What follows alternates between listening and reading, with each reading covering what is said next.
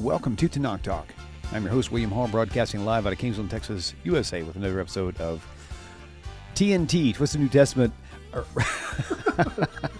It's so hard to shed that and constantly remember to do the right title name, but that's okay. That's okay. We've had 3 or 4. Judaism and Christianity, a contrast. Brought to you live here with Rabbi Stuart Federer. Awesome, from Houston, Texas. Here we go. Man, I'm glad we started off with a good question. And actually, this came from, I'm going to make sure I'm not clipping. Check 1, 2. That's good. I should turn my headphones down because it's coming through hot Can in my you show ear. the question?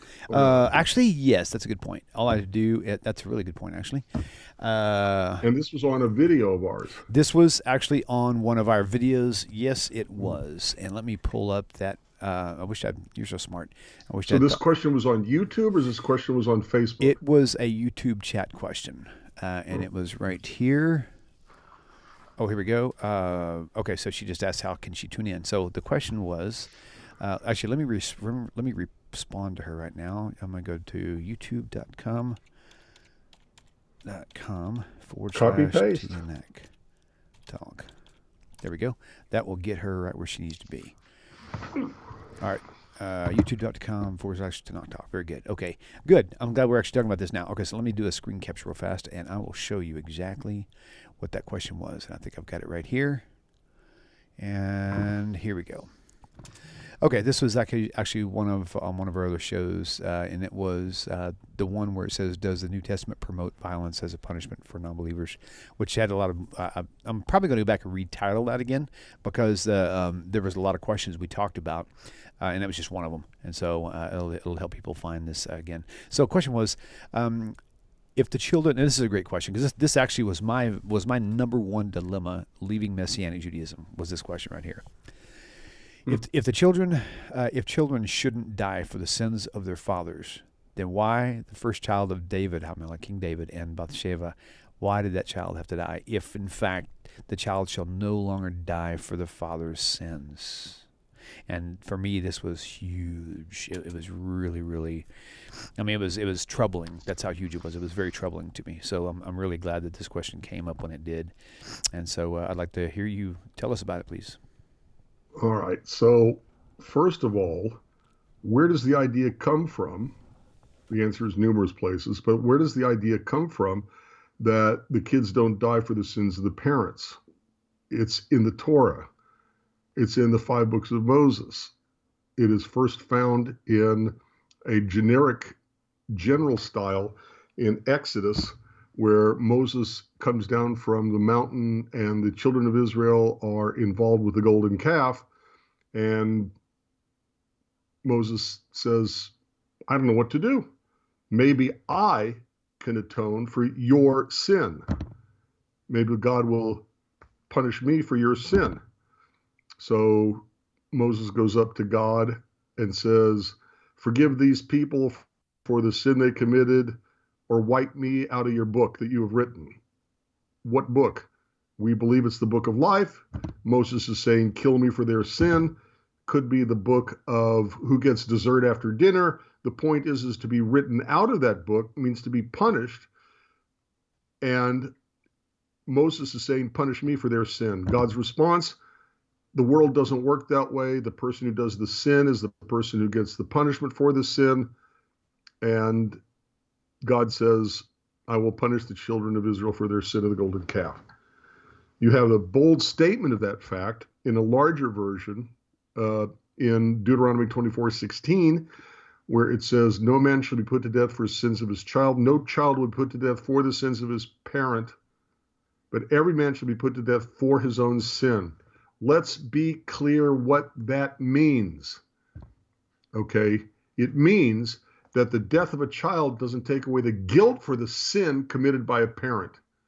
And the death of a parent doesn't take away the guilt for the sin committed by the child. It never said that there aren't repercussions. It never said that there are repercussions to our behavior. And so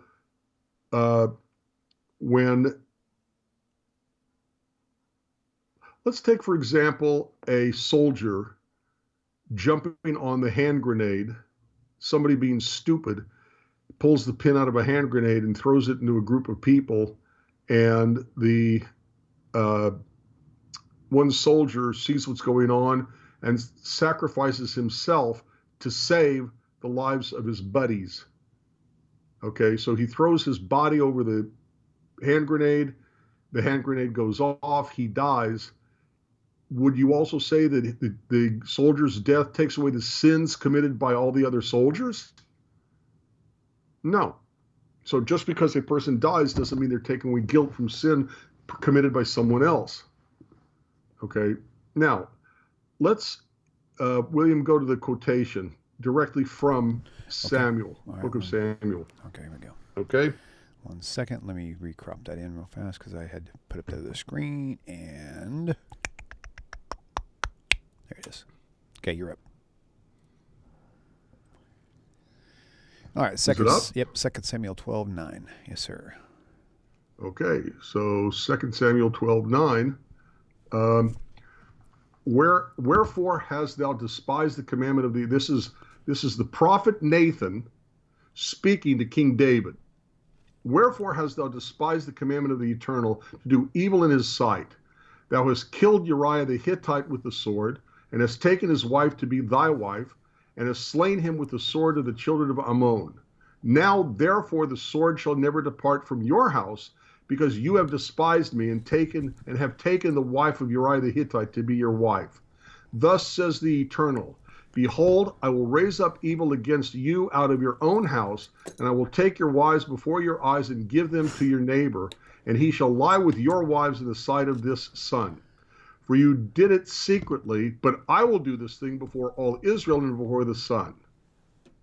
And David said to Nathan, I have sinned against the Eternal. And Nathan said to David, the Eternal has put away your sin, you shall not die. However, because by this deed you have given great occasion to the enemies of the Eternal to blaspheme, the child also that is born unto you shall surely die. What is it saying is going on here? You know the story. David saw Bathsheba, basically taking a bath on a roof, further away. And basically David lusts after her, falls in love with her, whatever you want to say. And he maneuvers her husband, Uriah the Hittite, to die in battle. It's a maneuvering. And obviously there's something wrong with that, or else Nathan wouldn't have come to David and said, you really did something wrong by doing this. Okay? So David says to Nathan, he admits his sin, and then Nathan says back to David that basically God forgives you. However, and here's the important point, or one important point to remember, explicitly states why the child will die. Because not being a good king, that child could be next in line to be the king after David. Remember, Solomon at this point is not born yet.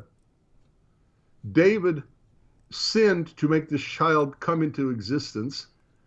And the existence of the child will be an occasion for the enemies of God and the enemies of Israel to, see who the king now is over there. He's an illegitimate child, whatever they would say. So the child is dying. David has already been forgiven for his sin. He's already been forgiven. And yet the child later, after David's been forgiven, dies. Our behavior has repercussions, but the repercussions of our behavior doesn't take away the guilt for our sin that caused the repercussions. Okay? If I sin by taking your life, you die. I sin by murdering you. But your death doesn't take away my sin for having murdered you. It's a result of my taking your life. Or, let's say my generation pollutes the air. The next generation breathes that polluted air, gets cancers, God forbid, and dies from it. They died because we sinned. But does their death, because they breathed the polluted air, take away our sin for having polluted? Obviously not. And the Bible, as we said when we first started tonight, explicitly says that the person who commits the sin is the person who gets the punishment for the sin. The child of David and Bathsheba didn't die to take away the sin of David, to take away the sin of Bathsheba. Okay, he died to basically, according to Nathan the prophet, according to God, as a result of their sin, to not give occasion to the enemies of the eternal to blaspheme. It's clear. It's what the text says. Where in this text, anywhere in this text, when it describes that the child of David is going to die, where in this text does it say that the child's death is what takes away the sin of King David? Not there. So, real quick, okay, that's the reason why, and it has nothing to do with the child dies to take the guilt away from the sin of the parents. But the parents did, in fact, sin. They did something wrong, or else why would Nathan go to David? And so it's the child dying is the result of their sin, but the child dying doesn't take away the guilt for having sinned. And that's it. That's the reason.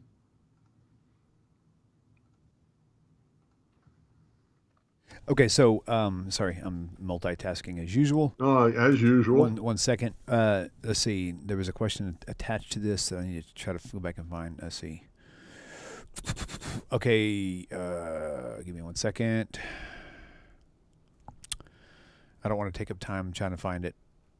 So if you guys had any follow-up questions, or if there's more you had to ask for, let me know. So one question was, here it was, worshiper of life, whoever that is, they said, so who atoned for King David's sins? And my answer was, no one did. There's atonement is like whoa. Okay, that's why I brought it up, because you need to answer this. Because David did when he repented, when he admitted his sin. No, well, my thought was, maybe I'm confused, because my whole thing was with the whole thing with Nineveh. Like, all they did was they fasted, they tore the robes, and that was it. That's all they needed to do. There was no sacrifice, no atonement through sacrifice. Right. Well, see, that's the Christian. That's what I mean. You have to have by a blood sacrifice. Right. Or something has to die, or there has to be blood. Right. Okay. Right. What a bloodthirsty God to demand that. Right. Oh my gosh. Yes. Right. Absolutely. Okay. I'm hoping there'll be, before we go too far. Okay, well, we do have a couple callers, so let's see what our callers have to say. Welcome to the show. You guys are live on the air. Please tell us your name, where you're calling from. I think it's Easton, I guess, unless my caller ID is wrong. Yeah, it's me. Easton, how are you? What's your question for tonight? Yeah, this is Easton from Myrtle Beach, South Carolina. I'm doing great. So I've been in the process of conversion for like 2 years now with Rabbi Kaufman. With Rabbi and who? It's with Rabbi Kaufman. I don't know when's the last time he's been on your show, but he's... Sure, that's fine. Okay, go ahead with your question or thought. So one of the things that I've been learning to read Hebrew and stuff is the grammar surrounding the names of God. Like in the book of Genesis, when Hashem's name is used, there is singular grammar surrounding the word, even if it's Elohim. And one of the things that Christians argue a lot of the time is that, it's multiple people, but even the grammar around the word is in the singular. Is there any instances in like Isaiah 53 or other instances throughout the TaNaCh about, through prophecies where it's singular grammar as well? So, I think I'm understanding your question is, can a word like Elohim be singular or plural? Or like, for example, in Isaiah, is that what he's asking? Maybe, like in Isaiah, it talks about... No, the surrounding grammar of the words like before and after. Like the word itself, but like the surrounding grammar when speaking. is what I'm saying. Not the word itself, but the surrounding grammar is singular. Right. Here's the issue.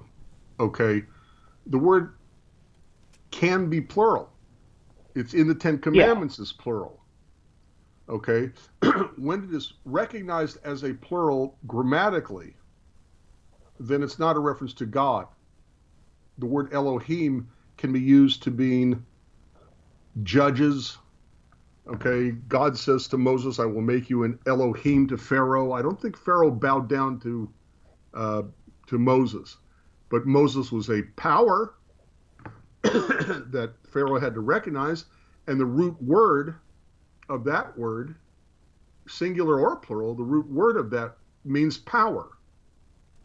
Okay? Yeah. El, Eloha, El Elyon, El Shaddai. The root word of that, El, means power. So Moses was not made a god to Pharaoh, but Moses was surely a power to Pharaoh that he had to reckon with. So the words around it grammatically will either see it as a plural where it's not God, or they will treat it as if it's singular where it is God. So, for example, first line, first sentence of the Bible, in the beginning God created. The word for creating, bara, treats the subject, which is Elohim, as a singular.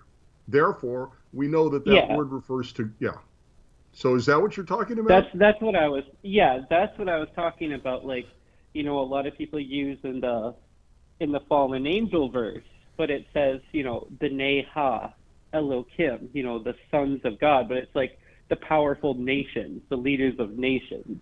The grammar. It could mean any number of things, because the way in Hebrew that we use the word ben, son, is exactly like the way we use the word son in English. I can call you, and I forgot what you said already. Whatever the name of the congregation is where you're converting, I can call you a son of the congregation. That doesn't mean the congregation gave birth to you. It means you're a member. Same thing with the word daughter. If I say someone is a daughter of our congregation, that means she's a member of the congregation.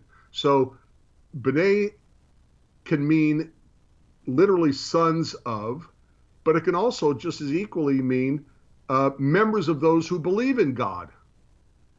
So it could be the angels, okay? It could be people of power, because remember the root of that word is power, okay? Member of the powerful community.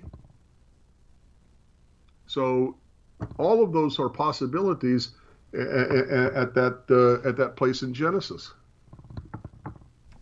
Does that answer your question, Easton? Yes, it does. Okay, cool. For some reason, I was thinking you were going to the area where it can a plural and singular be used on the same topic? No. Okay, got it. Yeah. Okay, very good. Yeah, it was. Yeah, but that's why you have to watch the grammar. You're very right about that. Yes. Okay, very good. Okay, Easton, thank you for your call, brother. We'll hang up now, and we'll catch you next time. Thank you. Appreciate you. Bye-bye. All right. We have stuff in the chat to respond to? Well, actually, the callers, is it on the same topic? Okay. If we don't have callers, then we can go back to the chat. Does that sound good? Okay, that's fine. Okay, caller, you're live on the air. Please tell us your name, where you're calling from. Caller, you're live on the air. Please tell us your name, where you're calling from. Well, maybe I've got him on hold. Let me see here. Yep, I did. Hey, you're live on the air. Please tell us your name, where you're calling from. Hey, this is Taylor. I'm calling from Tampa, Florida. Taylor, welcome back. What's up, brother? Hey, thanks. All right, so my question deals with, so it has to do with the genealogy of Jesus. And so we know that on Joseph's side, Jeconiah was cursed, but it was just brought to my attention today, Jeremiah 36:30, his father was also cursed in the same way. So how did Jeconiah become king in the first place, and is it true that later on Zerubbabel reversed that curse? Well, Zerubbabel didn't reverse that curse. That's one thing. Okay, Zerubbabel never was the absolute sovereign of the state of Israel, sitting on the throne of King David and ruling over Judah. In Haggai, I'm so old. Haggai. Every time they mention Zerubbabel, he's called the governor, not the king. So very important to note that curse was never lifted. And I forgot what your first part of the question was. I went to the second part. How did Jeconiah become king in the first place if the curse was his father's first? Okay. For that, I know now what you're talking about. Take a look at Jeremiah, and I think it's 22.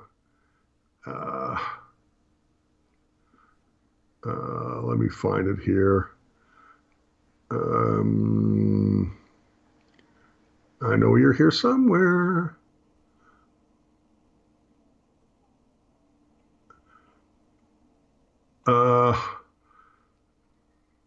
Okay, we could start at 18. Jeremiah 22:18. Therefore, thus saith the Eternal concerning Jehoiakim, the son of Josiah, king of Judah. So really, this is talking, in my opinion, about Jehoiakim, not about Jeconiah. Okay? It's really, in my opinion, talking about Jehoiakim.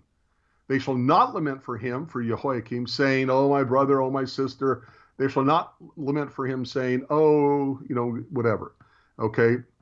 Go down to, there we go. Go down to Jeremiah 22:24. As I live, saith the Lord, though Coniah, the son of Jehoiakim, king of Judah, were the signet upon my right hand, yet would I pluck you from there. So the point is that even if, which he did, Coniah becomes king at the death of Jehoiakim, his dad, he still loses out. Okay? It says, even if he was the signet upon my right hand. What is the signet on the right hand? What does that represent? Royalty, rulership. So even if he became king, I'm plucking him away. That's the idea of 22:24. Right, because it was only it wasn't long into his kingship that Nebuchadnezzar took him out. Hey, sit down 1 second. Sit down 1 second. Caller, Right. sit And tight. remember, Rabbi, as you pointed out, 1 second. Caller, sit tight. I'll be back with you shortly. Okay. Don't hang up. Okay, he's back. Go ahead. all right. So as you pointed, I forgot what it was. Sorry.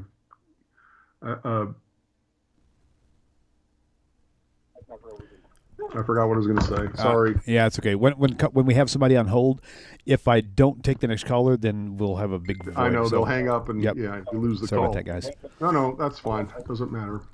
Well, Taylor, did you have your? Do you feel like your question was answered? Okay.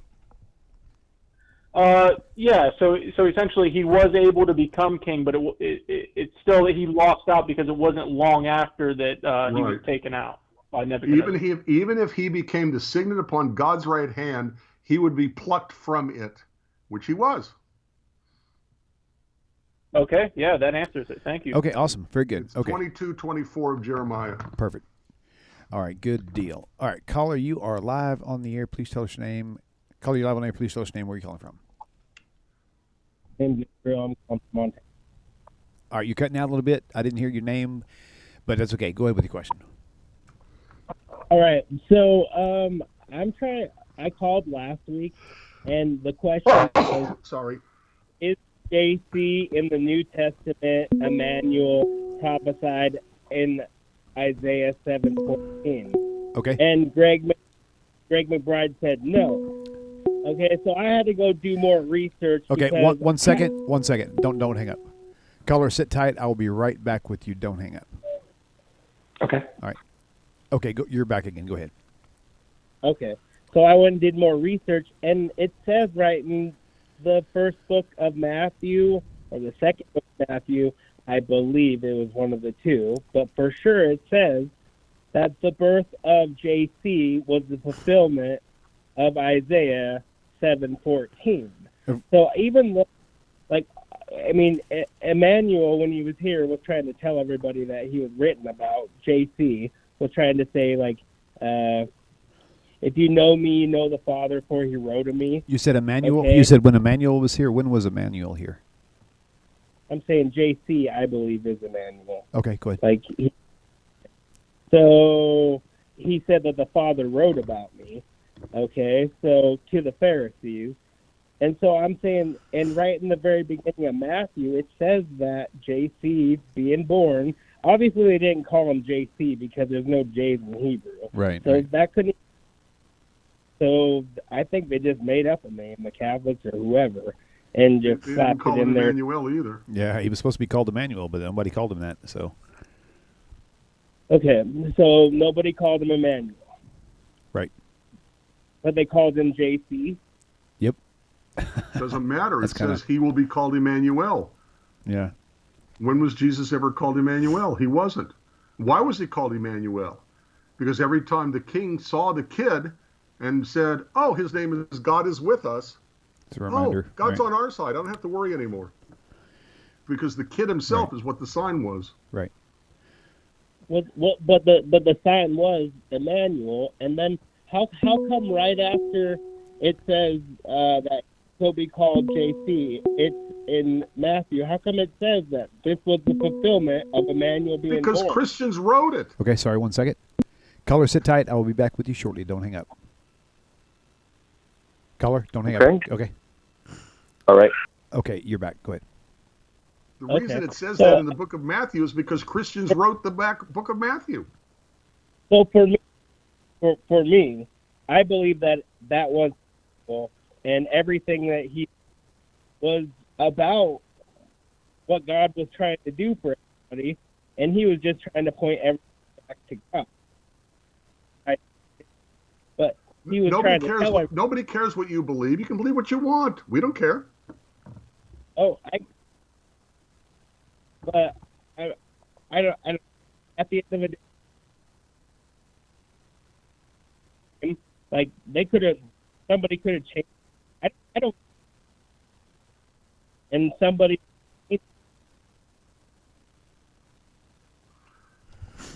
William, I don't know what's going on with his phone, but he's in and out, in and out. Okay. So say it again so William Yes. can repeat it. I'm saying maybe they just changed his name in the writing. Like, obviously it wasn't JC.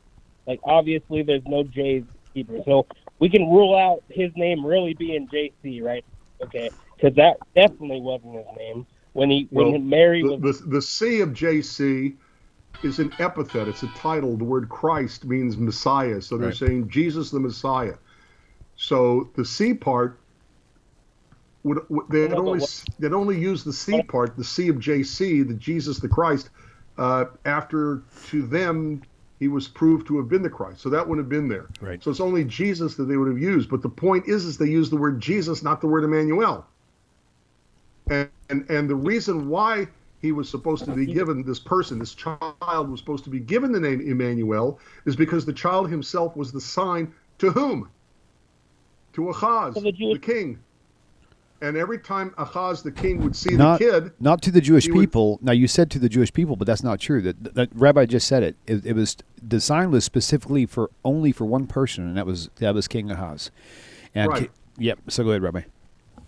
So the point is that every time the king would see the kid, and he would remember that the kid's name is Emmanuel, with us is God, God is with us, he would say, oh, that's right, that child is my sign from God directly to me personally, and every time I see the kid, I am reminded that God is on my side, and I shouldn't be worried about these two enemy kings who are coming at me.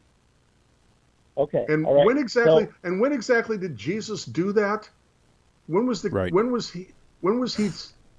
the birth of Jesus telling a king not to be worried about two enemy kings coming marching on Jerusalem? Okay, but regardless of whether or not you believe Okay, fine. Hold on, Rabbi. Go ahead. Go ahead. Whether or not you believe that Emmanuel's the Messiah, okay, that doesn't matter. The things that Emmanuel said, like told about the future, and were also great parables for Judaism. I mean, for getting back to the Torah, that even the Pharisees couldn't even understand. And not only that, like, his name lives on today. So it's like, I know that Mary didn't look down and say your name is I, Right. or however you would say. Yes, Like, yeah. how would you spell that in Hebrew, Rabbi? Well, so I have a question for you, just because we're really dealing with just one topic.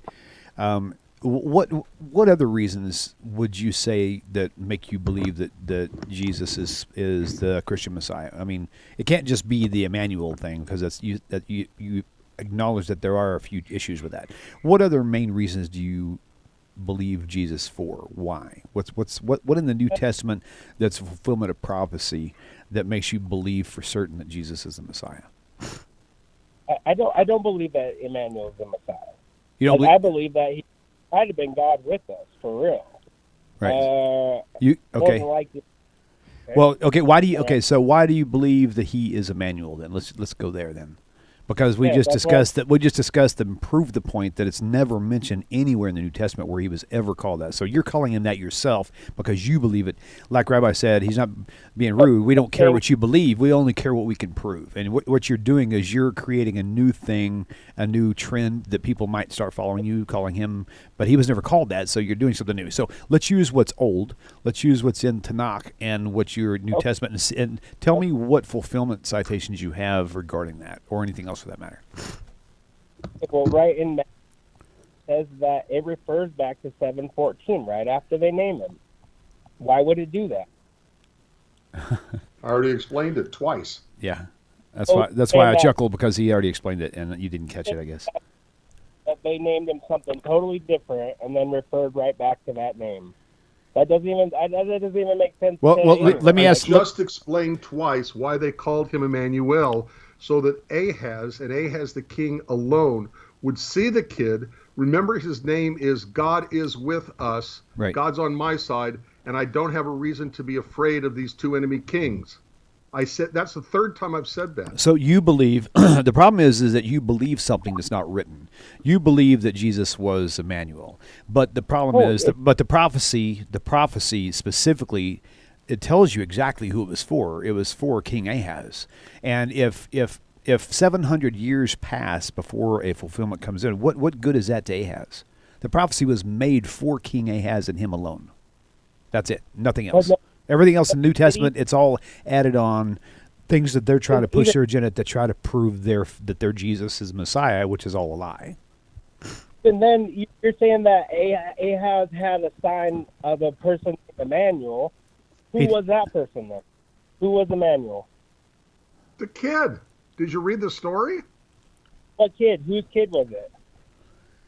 It was actually Isaiah's daughter and King Ahaz's son, I believe, or something like that.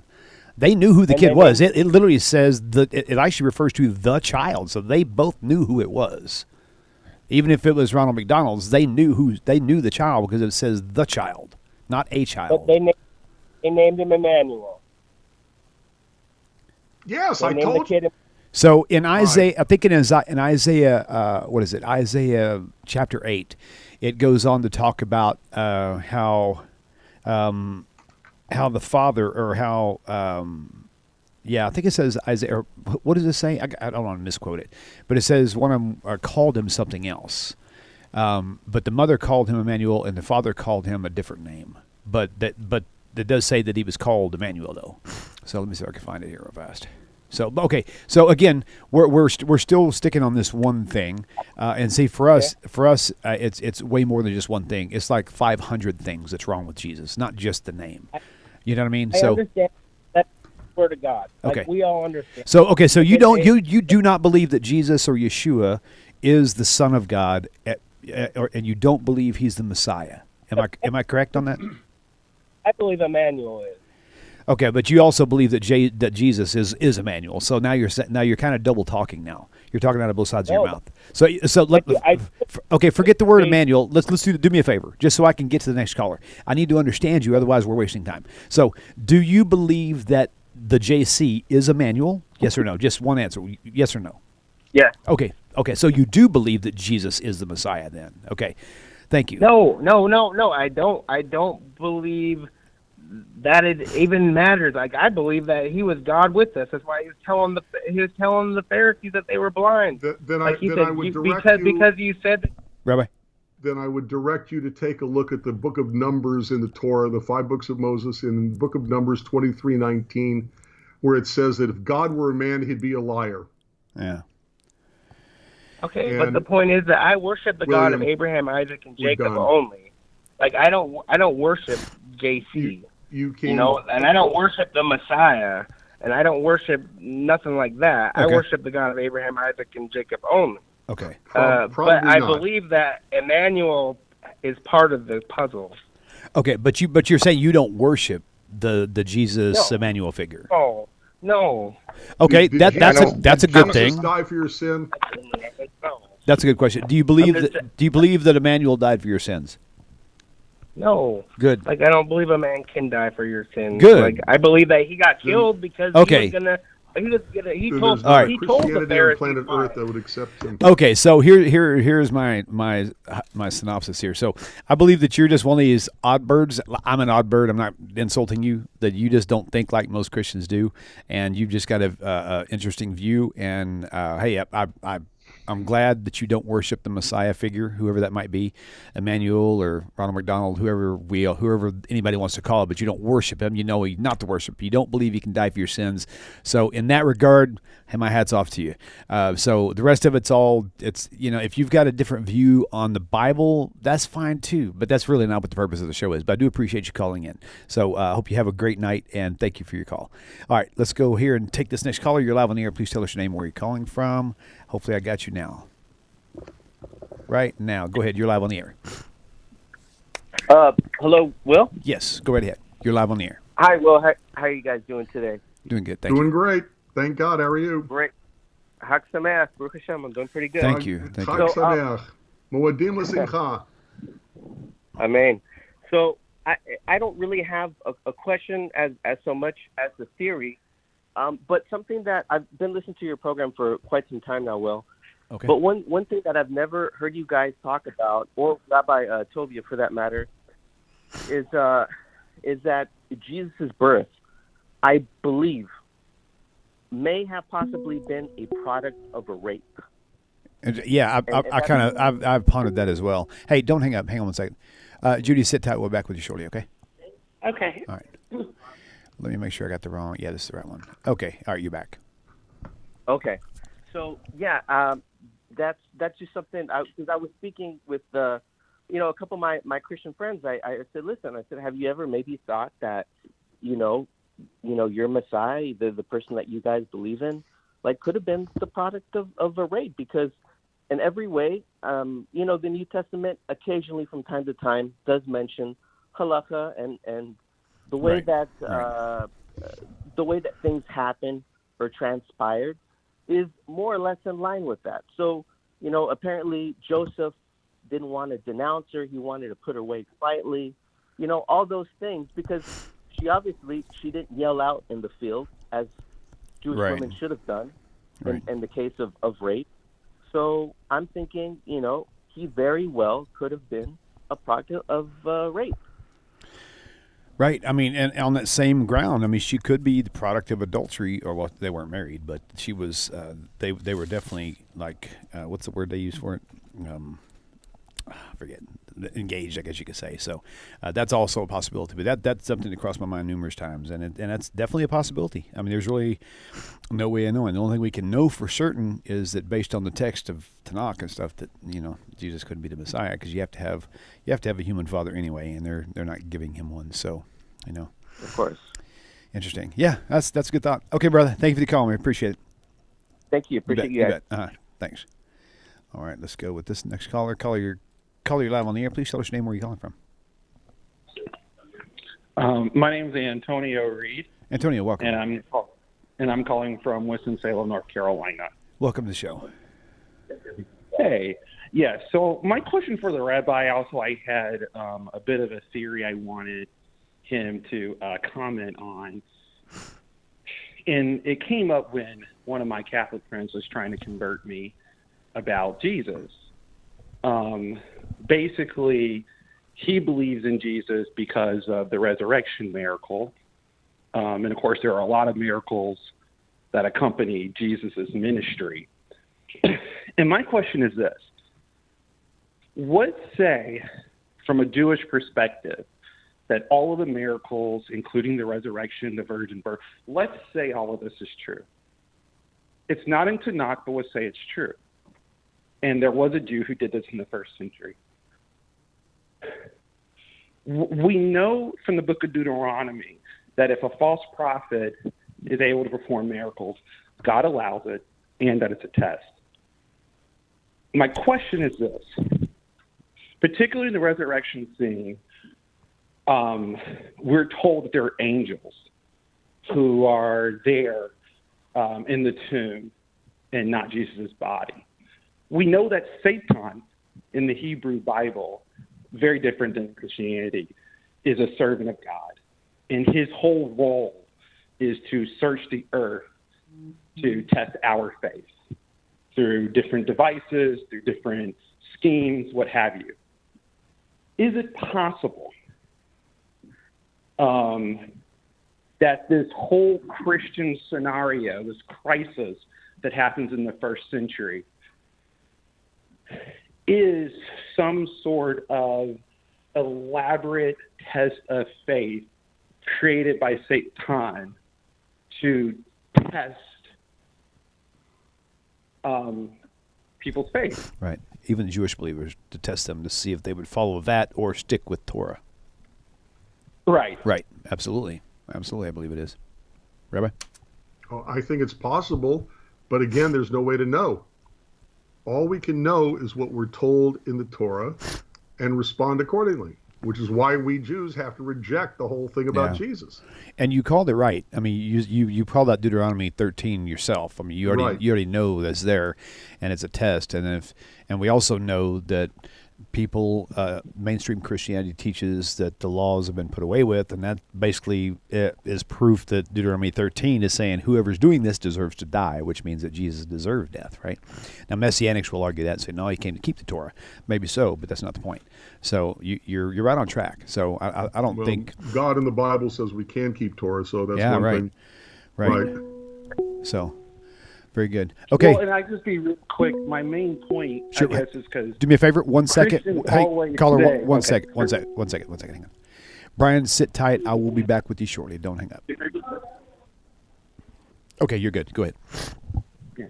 And I guess the main point, and this was a missionary, even though he was Catholic, so it's kind of odd, but the main point that he was making was, how can you accept the resurrection of Christ, of Jesus, and then not, accept everything that follows from that? And he has a point. The question becomes, why in the world should we accept anything in the Christian New Testament? That's what I was going to ask the caller. So do you accept the resurrection? Do you believe the resurrection happened? I personally do not believe in the resurrection. I was just giving him a perspective. Good.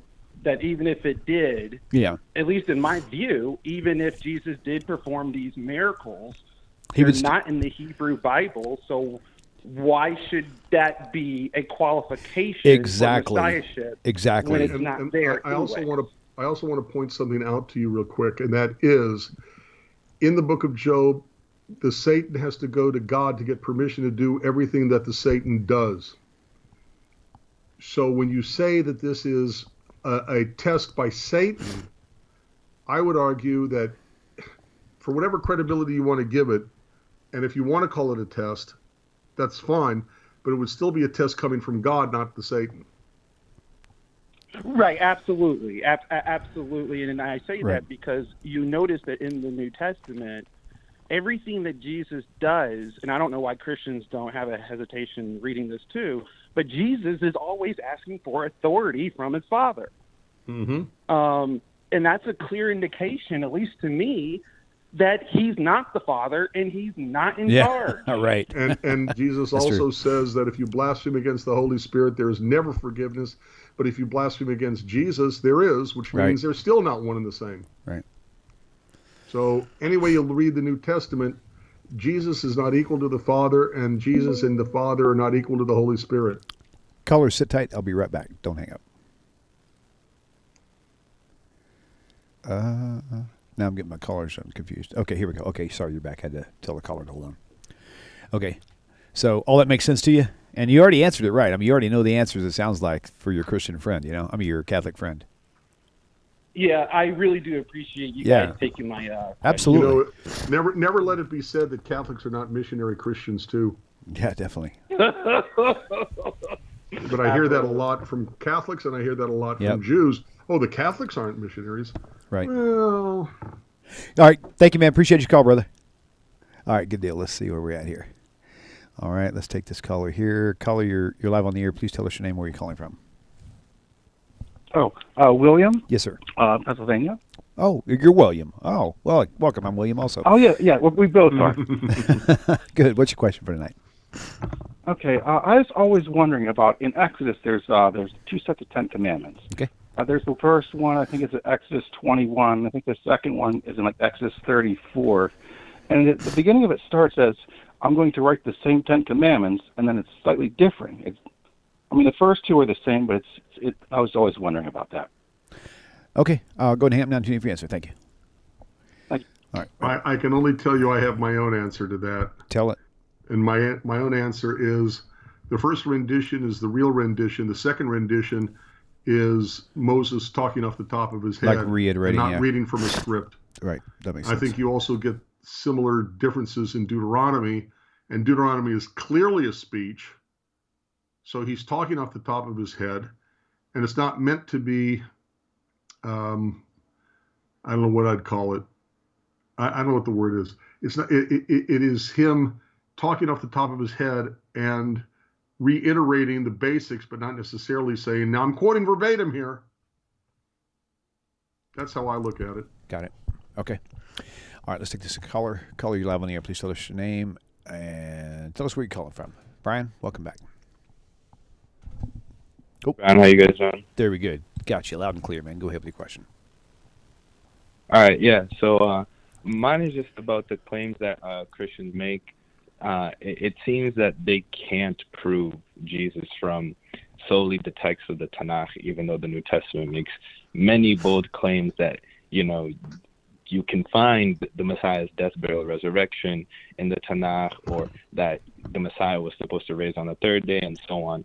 So they'll appeal to many allusions or many deductions that they do from the text that, oh, this story could represent this, and we've heard so many of them. So I guess what's the best argument the rabbi would put together to, I guess, deconstruct all of that? Because they solely only rely on their own interpretation of the text rather than a clear, this is what has to happen. And they'll even go as far to say that it technically doesn't have to be written, even though the New Testament claims it is. Right. So. That's very true. It's very hypocritical the way they do this. So, Rabbi, go ahead and hang up now. Brian, continue for your answer. Thank you, man. Every single verse can be given an interpretation. Every single verse in the Hebrew Scriptures can be interpreted the way the interpreter wants to interpret them.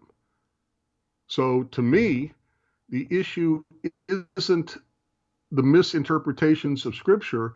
The issue is, how do those interpretations compare with other verses that need no interpretation, that are clear statements that contradict the interpretations they're trying to give? So if they want to take a look at Isaiah 53, he died for my sins. Okay, well, you can interpret anything you want, any way you want. But if I have a verse, which we just talked about, for example, Deuteronomy 24:16, every man should be put to death for his own sin, that means nobody else can die for your sin, which means their interpretation of Isaiah 53 is unbiblical. Everything they do is an interpretation. But if their interpretation of whatever verse contradicts another verse that doesn't need spin, doesn't need an interpretation, can be taken on its Peshat literal level, and that understanding of it, that Peshat literal no spin understanding, contradicts their interpretation, I don't care what interpretation they want to give something else. I have to reject it outright because, in fact, it contradicts the obvious. An obvious, simple, to the point, clear statement. Every man shall be put to death for his own sin. If every man shall be put to death for his own sin, no one else can die for his sin. Numbers 23:19, which we also discussed. If God were a man, he'd be a liar. So they say God was a man in Jesus, but the Bible tells me if God were a man, he'd be a liar. Why should I believe anything Jesus said? Or excuse me, why should I believe anything they claim he said that he actually said it? So to me, I go about it a little differently. I will, because they've even raised questions up on TaNaCh Talk, but I try not to sit there and argue. My interpretation is better than your interpretation. My interpretation is better than yours. My interpretation is better than your interpretation. I mean, that was a poor attempt at my dog's better than your dog. Purina dog chow commercial. Anyway, the point is that I don't find those efforts to be worthwhile. If their theology contradicts a basic, elemental, foundational concept in the TaNaCh that contradicts their interpretation, I reject the interpretation. That's simple. Okay, By the way, excuse me, William, just one more thing. Sure. That's usually the area that Christians want to discuss least. They don't want to talk about simple, obvious things. Hosea 11:9, for I am God and not a man. They don't want to talk about that. They want to talk about their interpretation because interpretations are easy. Yep. Okay, I'm looking for a specific comment, and I'm hoping it's still here. Because I said we would answer it, and I scrolled back down to find it. There's a lot we could answer. Yeah, but there's a specific one I want to answer, a very specific one. Let me see if I can find it here. Hang on one second. Sorry, guys, and we'll get back to the caller here in 1 second here. It was actually from Kingdom Within You, I believe. From who? Somebody called Kingdom Within You. Hang on, let me see if I can go back and find another one to see. Oh, here, I see the icon now. It might be easier spot. 1 second. Guys, 855-952-4253 is the number. So we're running low on time. Man, maybe they deleted it. It said something about. By the way, I know what it was. A woman who called in. I know what it was. Hold on. They said anytime Israel is mentioned in the Bible, it's always referring to Jesus the King. I want you to discuss that because all through Isaiah, it clearly is talking about a group of people. But this person believes that every time Israel is mentioned, it's always referring to Jesus. Which means that when Isaiah admonishes Israel for Israel's sins, he's really admonishing Jesus for Jesus' sins. Good one. That's what he's saying. Again, it goes back to interpretation, and he's picking and choosing which verse he wants to interpret to be about Jesus and not others. To me, it's pretty simple and obvious that if Isaiah admonishes the Jewish people for sin and he thinks all Israel is, every reference to Israel is Jesus, then obviously God is reprimanding Jesus for Jesus' sin. That's what he's claiming. Okay, let me refine that statement because actually, thanks to Andrea, she found the comment. 7:59 p.m. 7:59 p.m. The Kingdom Within You says Israel, the firstborn son of God, always refers to Jesus, the Holy One of Israel. There you go. Same thing, but that's an actual quote from their belief system. So, and we just answered that. So there you go. Okay, let's see. All right, let's go and take this caller. Caller, you're live on the air. Hold on. I got to get that mute button. Okay, caller, you're live on the air. Please tell us your name, where you're calling from. Hey, William. This is Ralph from Tawnytown, Arkansas. Ralph, welcome. Go ahead. I'm born and raised in Springfield, Missouri, across the border. Not far away. I go there all the time. That's right. Hey, Rabbi, I wanted to ask you something that really, in my view, it clears up like the whole debate, Messiah, to Christians, most Christians, Messiah and God are synonymous with each other for the most part. And but I found, or I don't know where I run across it, but anyways, one day I was reading this, and for me it ends the debate, you know. But Isaiah 44:6. Okay, so most Christians will say, well, because in verse 6, Hashem says that he is master of legions. I am the first and I am the last, and aside from me there is no God. And so a lot of Christians might take that to mean that that's talking about Jesus. But the very next verse says, whoever will declare that he is like me, let him proclaim it and set forth all the events since I am placed the people of antiquity. And the next part is my favorite. It says, and let them tell us coming events and what is yet to happen. So my question to you is, and you know, once I left Christianity, I left the New Testament. You know, I completely quit reading it. I didn't want anything to do with it for a long time. And but you know, anyways, my question to you is there any place? And so my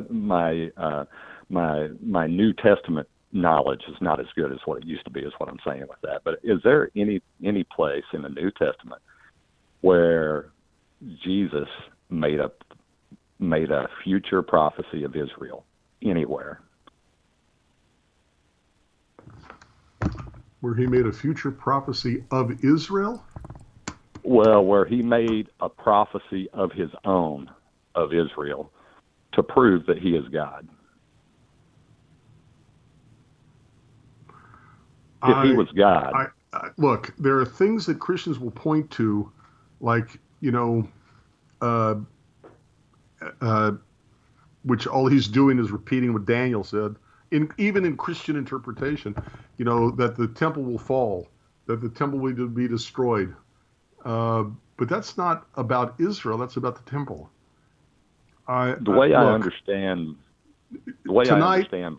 In this recording, I was talking with somebody, and I was going to ask him a question, and 10 seconds later, I couldn't even remember the question. So I'm not even going to stand here and say I remember everything in the New Testament or the Hebrew Scriptures, for that matter. But I can't think of any offhand. If you're talking about all of Israel, there's supposed to be, according to Christian belief, that there are prophecies that Jesus made that came true, but I don't remember them being about Israel. I can be wrong. That's the way I take somebody, one of the listeners, I think, the people in the chat can you know, tell me what there is or what there isn't. But I don't offhand remember any.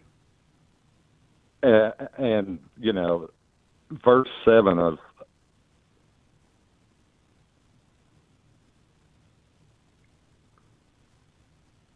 Hello? Oh, I'm sorry. I thought William was talking to me. I'm sorry. No.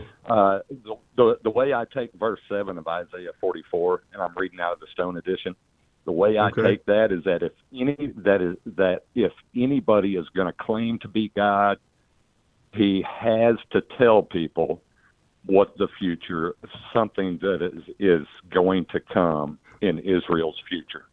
And the things that are coming and shall come, let them show them. Isaiah 44:7. Right. But I don't. And by the way, if I understand this correctly, 44:6, 7, 8, it's not so much if anybody will say they're the Messiah, it's if anybody will say they're God. Again, it's a Christian bias because they believe Jesus was the Messiah and they believe Jesus was God, so the Messiah has to be God, that the Messiah has to be God. So I don't. Right. I see this as talking about, you know, if somebody says they're God, then they have to do this. Right. Okay. And and I don't recall any place where he gave a prophecy of Israel. I honestly don't either, but my memory, I don't know. I'm not sure I can trust my memory. By the way, I love this Right. quote, 44:6, for a very important reason. Thus says the Eternal, the King of Israel, and his Redeemer, the Eternal of hosts. I am the first and I am the last. Besides me, there is no God. If I am the first, I don't have a father. If I am the last, I don't have a son. And if besides me there is no God, I don't share being God with any other person. That's funny. It's hard to get around that, ain't it? That's a good one. Yeah. To me, it is. Interesting. It's hard to get around. And, real quick, just kind of, since I got you on here, the very last 6 or 7 words of verse 7, God is saying, the last sentence, and you are my witnesses. Is there a God aside from me? And then this last verse, I pretty much know what he's saying, but it's kind of, I've never heard anybody explain it. He says, there is no rock I do not know. Is he talking about just plain language there? I know every rock on earth, and so obviously I'm going to know there's a God. Is that what he's saying?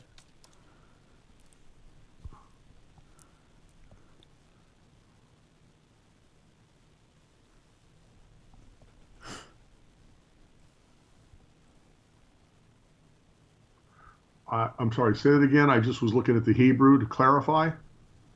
Oh, what okay. What was your question again? The very last 6 or 7 words of verse 7. He says, "There is no rock I do not know." Right. Is he talking about rocks? Just regular rocks. I think he literally is. I think he's saying there's nothing about this universe I'm not aware of. That's I think the only he really thing is I can talking think about of. the material world in that one phrase. Yeah, exactly. Okay, awesome. Yeah. All right, my friend. Well, thank you for calling in, Ralph. Thanks, sir. You bet. Have a great rest of your week. All right, guys. We're gonna call that a wrap. I've got so much stuff going on right now. Go ahead if you want to button up a few things. Go ahead. No, William. I just thought there was a woman who called in because I heard you say. I did, but we've already she got disconnected. off? Yeah, we've already disconnected. So Next week. Yep. Very good. Next year in Jerusalem. Mm-hmm. He says next year. Cool. Okay. Good deal. Well, there's a lot of good questions tonight, so that worked out well. Okay. Well, ladies and gentlemen, y'all have a wonderful evening. Rabbi, you have a good night too. Thank you for your time. Too. And it was good to get back in the studio. We've been out for quite some time because of the holy days, and yes. Yep. And so I'm not sure how this Sunday is going to roll, but we'll figure it out when we get close to it. So you guys go to HebrewJumpstart.com if you want to learn Hebrew. For free, a great lesson there. I'm not sure what are the views up to now. They're over 300,000, I'm pretty sure. Almost 380,000, I think. Wow, 380,000. That's cool. Wow. Something like that. That's great. That's great. James Higgins, man, I was going to reach out to you because you gave a little donation last week before last, and I was supposed to send you an email, and I totally dropped the ball, brother. I appreciate that very much. You're awesome. Thank you for that. If you guys do want to have donations, TaNaChTalk.com, TaNaChTalk.com. Let me put that up there just so you got it while we continue talking about Rabbi's books and his website. I'm sorry, it's 372,000. That's great. May it keep on going. 372,000. That's awesome. In 8 months. Very, very good. Okay, so there you go, guys. If you do want to do donation, just right there, TaNaChTalk.com. Or there is a snail mail link or address in the video description area below. And Rabbi Stuart Federer has got a donate button on his brand new website, HebrewJumpstart.com. You guys can go there to support his work. He is not earning any income at this point. I know you hate it when I say that, but you're not. And that's true. so anything you guys pitch in towards him will certainly help him and his lovely wife in their future survival as well. And so y'all have a great week. And Rabbi, I really appreciate your time. I love you. And I appreciate you all doing you this. Out there. Thank you. Very welcome. Very welcome. Looking forward to it again soon. Y'all take care. Peace, everybody. Shalom. Shalom, my dear friends. Hope this message finds you well. If you like the way this channel is going and the channel has been a blessing to you, please consider supporting the channel by going to the website, TaNaChTalk.com, TaNaChTalk.com. Thank you once again for your time and for supporting TaNaCh Talk. Shalom.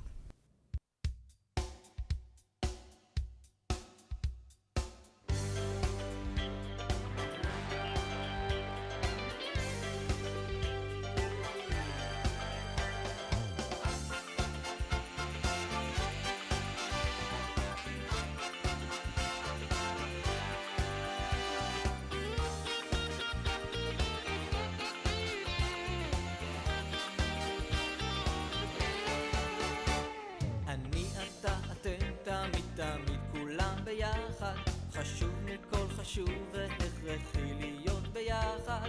איפוק זו העוצמה, ויתור